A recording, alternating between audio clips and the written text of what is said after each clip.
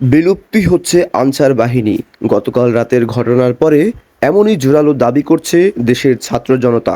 গত 2-3 দিন ধরে আনসারের অস্থায়ী সদস্যরা সচিবালয় ঘেরাও করে আন্দোলনের ডাক দেয়।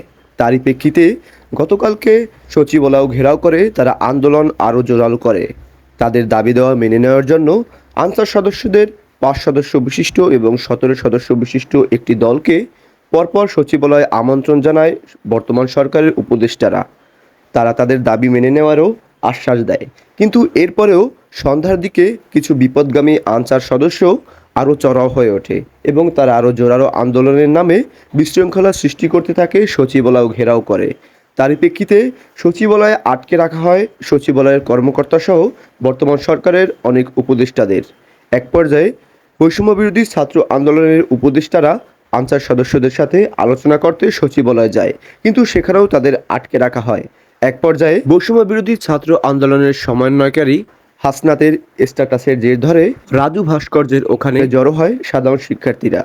কিন্তু তারা সচিবালয়ের দিকে গেলে আনসার সদস্যরা তাদের উপরে মারমুখী অবস্থান নেয়। এরপরে বেজে যায় হট্টগোল, সংঘর্ষ। কিন্তু জনসাধারণ বলছেন, দেশের এই বন্যা পরিস্থিতিতে এই ক্রান্তিলগ্নে আনসার সদস্যদের এমন স্বার্থপরী আচরণ, আন্দোলন কেন? এর পিছনে কি কারণ রয়েছে?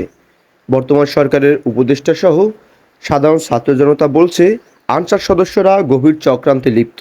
তাদের ব্যবহার করে বর্তমান সরকারকে বিপদে ফেলার পায়তারা করা হচ্ছে। ফেসবুক সহ সামাজিক যোগাযোগ মাধ্যমে দাবি উঠেছে আনসার সদস্যদের বিলুপ্তি করা হোক।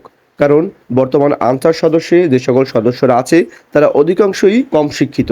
সুশিক্ষিত দেখে নিয়োগ প্রদানের মাধ্যমে আনসার সদস্য এবং আনসার বাহিনীকে আরও শক্তিশালী করা হোক। তবে কি সত্যি বিলুপ্ত হচ্ছে আনসার বাহিনী, নাকি তাদের করা হবে পুনর্গঠন?